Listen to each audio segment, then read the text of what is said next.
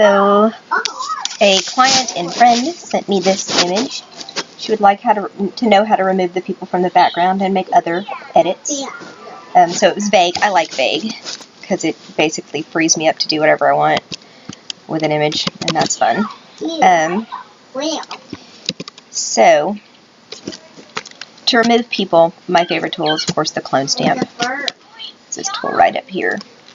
A quick key for that is S. It'll take you to the clone stamp. So when you're wanting to remove background distractions, you have this pumpkin and this ribbon coming down. You don't really want to mess with that. Clone stamp some of this over here because it's the same thing that's going to be over here, or it should be. And then just take it out. You just got to use a real soft hand with it.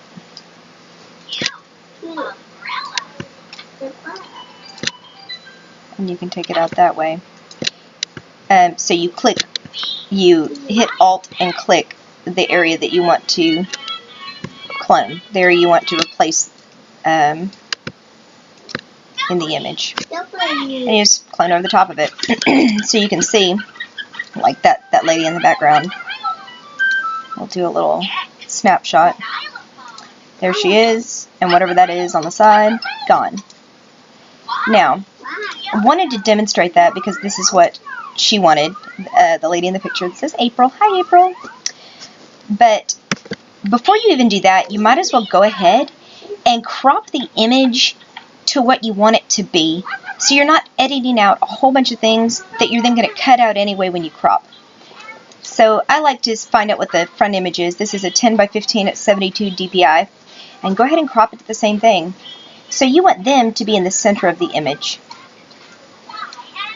And you don't really want to come all the way down here. So rule of thumb on cropping, you don't want to crop people at the ankle, at the knee, at the wrist. You don't want to crop people at a joint. Right now they're cropped at the ankle. So if you bring it up just a little bit, it's just a more pleasing picture. So we'll bring it up to here, so we hit the calf, and then we'll center this on them. Looks pretty good. We got it pretty centered on them. Pretty even composition. Now I have my crop tool set where you have a thirds grid on it. The reason for that is when you're shooting or when you're trying to compose an image, you want people to either be centered or in thirds. Thirds also helps you to balance out the picture. Like, you know, this is the very center box. Your eyes are going to be drawn to this line right here. And so to me, this is a much better crop. Now if you notice, that lady's still in the picture. We'll bring it up a little bit. So I could always go and back to my snapshot where I have removed her, but I want to just look at it like this. And so let's go up here and take out all the distractions that we don't want in there. Let's start on this side and work our way that way. We'll use the clone stamp tool. And we will get rid of people. Because apparently that's what we do. We get rid of people.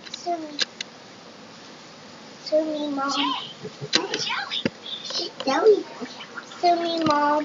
What you need, Minna? I dropped a heart off my hands. That's a cool heart.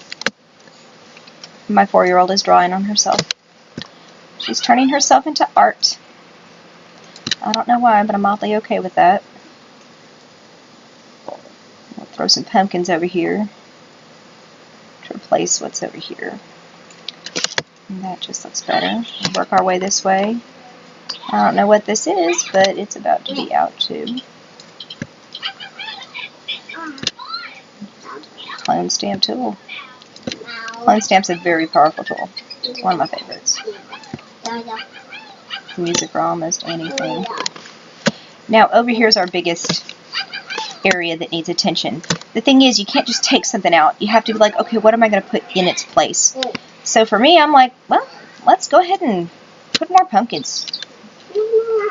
This is a pumpkin patch. We'll just pumpkin it up. Because nobody knows what was actually in that image.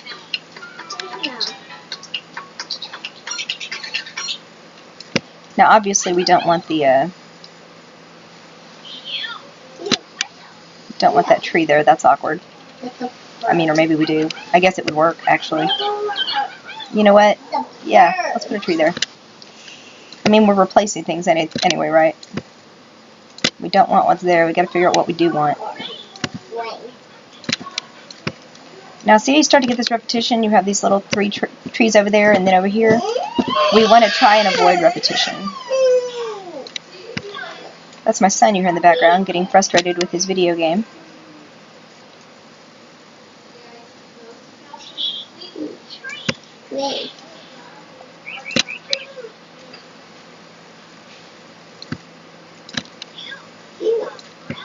Climb Stamper on out of there again.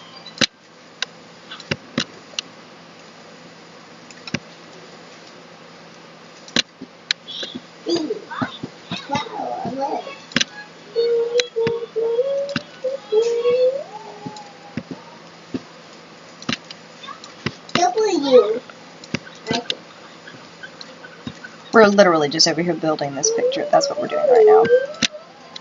Because we don't know what it's supposed to be. We're replacing something that we can't see. We can't see what's behind her. So we're going to pretend there's a little sidewalk going that way, and that's what just happened. And we're going to get rid of this. Alright, yellow.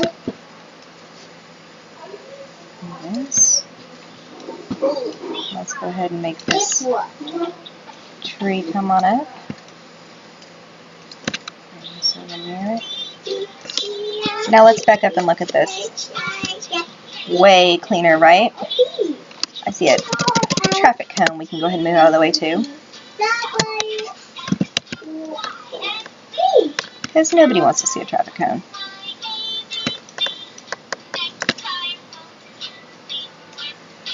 Y'all enjoying that alphabet song you're hearing in the background? I know you do. Okay, let's do another snapshot. So this is what we started with. Look how much better the composition is just by cropping and tie it, right? So much better. Alright, so a couple other things we're going to want to do to edit this. Let me take this adjustment bar out of my window so I can see better.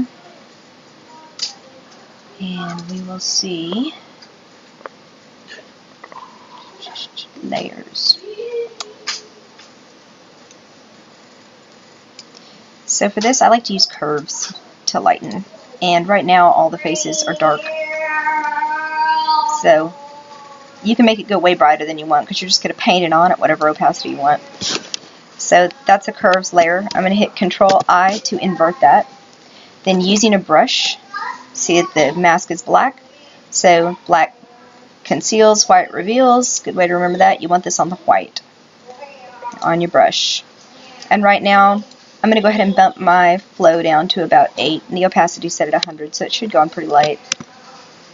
Make it big here. Soft, super soft brush. Hardness is all the way down to 0. And then you just lighten it up where you want it light. And it'll give you kind of a nice natural vignetting too when you do it this way.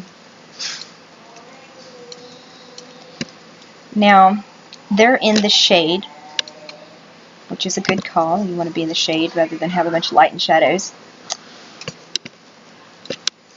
But when you're in the shade, you have a much cooler tone. So I'm going to compress this layer, Shift Control E, that compresses those layers. Anyway, you have a much cooler tone than the rest of the picture. And so I like to use like a warming filter. See that warming filter? Mom, it just makes everything warmer. I think I see a silver tiny car in our driveway. That's cool, Minna. Yeah. And so you see this is warm. You turn this off, you can see the difference. See? They went from looking kind of blue to being warmed up. And it works really well with the whole pumpkin patch thing.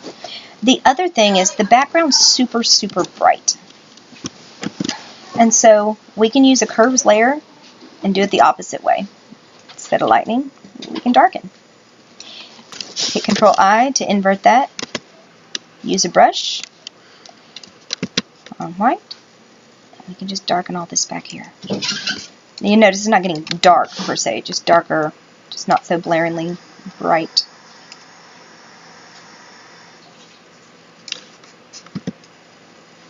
sure not to get too much on that pumpkin right there. See, not a huge difference, just little subtle things that make the whole picture pop. Then what I like to do, oh, I bumped a button. I like to do a levels layer. And what this will do is it'll take out all those little mid-foggy pieces.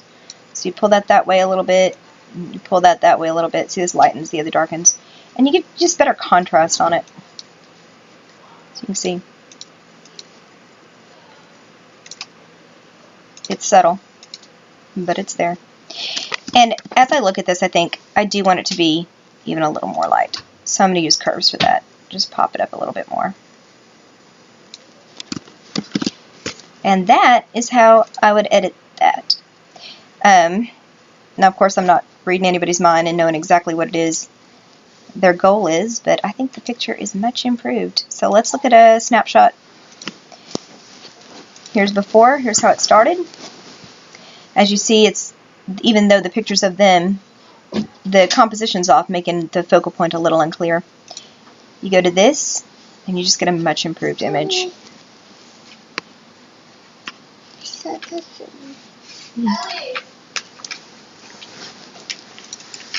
Don't know what's going on.